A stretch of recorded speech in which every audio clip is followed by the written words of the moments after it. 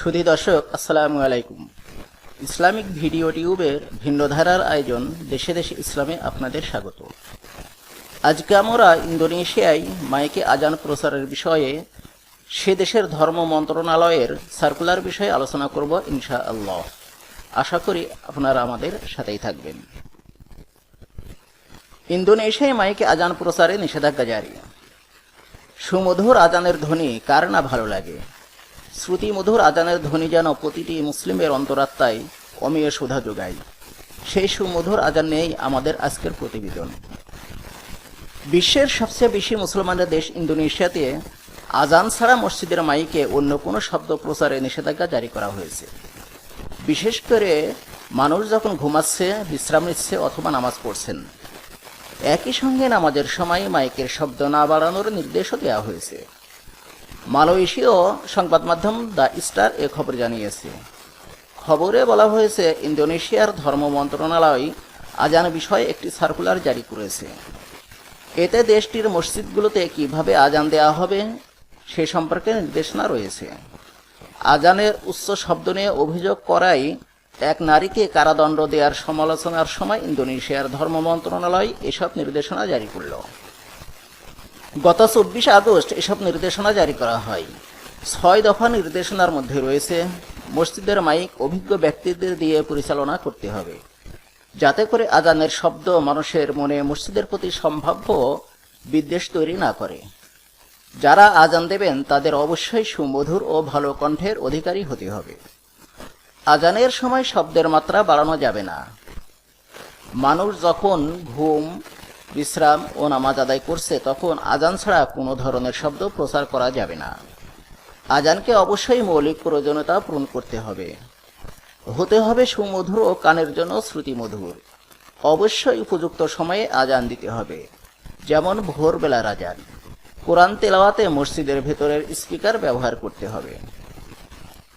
আমাদের দেশ তথা বাংলাদেশেও মসজিদের মাইক আজান ছাড়া অন্য কাজেও যন্ত্রতন্ত্র ব্যবহার করা হয়। জানি না ইসলামী শরীয়ত অনুযায়ী এগুলো কতটুকু সঠিক, তবে সাধারণভাবে চিন্তা করলেও মনে হয় এগুলো করা থেকে বিরত থাকাই উত্তম। যেমন মৃত্যু সংবাদ, হারানো সংবাদ প্রচার করতে যন্ত্রতন্ত্রভাবে মসজিদের মাইক ব্যবহার করা হয়। আর যদি মৃত ব্যক্তি মসজিদ কমিটির সভাপতি, সেক্রেটারি, এলাকার কমিশনার অথবা প্রভাবশালী কেউ হয় তবে তো কথাই নেই। আধা ঘন্টা পর পর মসজিদের মাইকে সেই সংবাদ প্রচার করা হয়, যা মসজিদের নিকটবর্তী মানুষের ঘুমের ব্যাঘাত ঘটায় এবং অসুস্থ ব্যক্তি, শিশুদের আতঙ্কের কারণ হয়ে দাঁড়ায়। অবশ্যই আমাদের মসজিদের সম্মানিত ইমাম, মুয়াজ্জিন এবং খাদেমদের ভালো মানের ও সম্মানজনক বেতন এবং অন্যান্য সুযোগ সুবিধা নিশ্চিত করতে হবে এবং সে অনুযায়ী ভালো ও শ্রুতিমধুর কণ্ঠের অধিকারী আলেমদের এই পদে নিয়োগ প্রদান করতে হবে, যেন তাদের আজানের সুমধুর ধ্বনি এবং নামাজ আমাদের হৃদয়কে আলোড়িত করতে পারে। সে ব্যবস্থা করাও আমাদের অতীব প্রয়োজন। মনে রাখতে হবে, শ্রুতিমধুর আজানের ধ্বনি কখনো কোনো মানুষের কাছে বিরক্তির কারণ হয় না। এই পৃথিবীতে এমন নজিরও আছে যে মধুর কণ্ঠের আজান শুনে অনেক বিধর্মী ইসলাম ধর্ম গ্রহণ করেছেন। চীনের নিংশিয়া অঞ্চল মসজিদ ভাঙা নিয়ে উত্তপ্ত। চীনের উত্তর পশ্চিমাঞ্চলীয় নিংশিয়া অঞ্চলে একটি নতুন মসজিদ ভাঙার সরকারি সিদ্ধান্তের বিরুদ্ধে বিক্ষোভ করেছে মুসলিমরা। হুই সম্প্রদায়ের মুসলমানরা বৃহস্পতিবার উইঝু শহরের ওই মসজিদ প্রাঙ্গণে জড়ো হতে শুরু করে। ওই দিন সকাল থেকে শুক্রবার বিকাল পর্যন্ত বিক্ষোভ করে তারা। কেউ বলছে তারা সরকারকে মসজিদে হাতও লাগাতে দেবে না। উইঝু শহরের কর্মকর্তারা বলছেন, উইঝু শাহী মসজিদ ভবন নির্মাণে কর্তৃপক্ষের যথাযথ অনুমোদন ছিল না। এ কারণেই মসজিদটি ধ্বংস করার ঘোষণা গত 3 আগস্ট এক নোটিশে জানায় শহর কর্তৃপক্ষ। আর এতেই উইঝুর বাসিন্দাদের মধ্যে তীব্র ক্ষোভ সঞ্চার হয়। বিষয়টি নিয়ে হুই সম্প্রদায়ের সঙ্গে সরকারের বৈঠক হলেও কোনো সমাধান হয়নি। অনেকেই প্রশ্ন করেছেন, যথাযথ অনুমোদনই যদি না থাকে তাহলে 2 বছর ধরে মসজিদটি তৈরির সময় কর্তৃপক্ষ এর নির্মাণ কাজ বন্ধ করল না কেন? কিন্তু এই সমস্ত প্রশ্ন বিক্ষোভের মুখেও সরকার নিজ অবস্থানে অটল রয়েছে।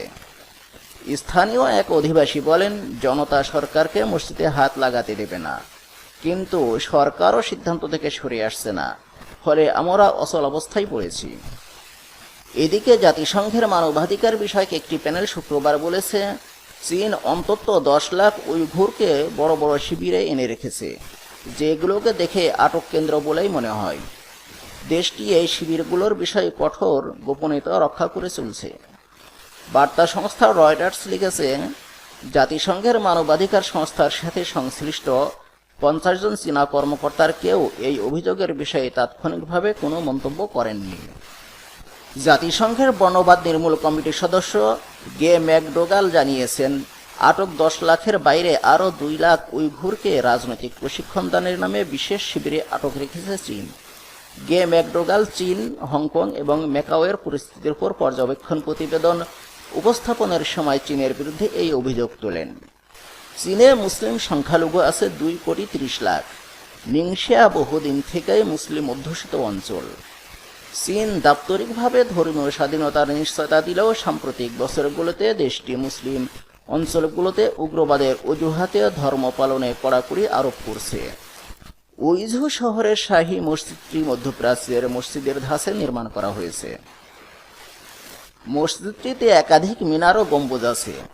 বিবিসির এক সংবাদদাতা বলেছেন, দেশটিতে কয়েক শতক ধরে সবসময় চীনা ধাঁচেই মসজিদ নির্মাণ করা হয়ে আসছে। সে কারণে নতুন কাঠামোর ওই মসজিদকে চীনে আরব আধিপত্য বিস্তারের দৃষ্টান্ত হিসাবে দেখছে স্থানীয় সরকার। আর তাই কর্তৃপক্ষ চাইছে মসজিদের গম্বুজগুলো ভেঙে চীনের প্যাগোডার ছাঁচে সেগুলো নির্মাণ করতে। কর্তৃপক্ষ 8টি গম্বুজ সরিয়ে ফেলতে চায় বলে জানানো হয়েছে কয়েকটি প্রতিবেদনে, কিন্তু এসব প্রস্তাব মুসলিম সম্প্রদায় মানবে না বলে জানিয়েছেন একজন বিক্ষোভকারী। সুধী দর্শক, আশা করি ভিডিওটি আপনাদের ভালো লেগেছে। যদি সামান্যতম ভালো লেগে থাকে তবে আমার চ্যানেলটিকে সাবস্ক্রাইব করুন এবং ভিডিওতে লাইক, কমেন্ট, শেয়ার করে আমাদের সাথেই থাকুন।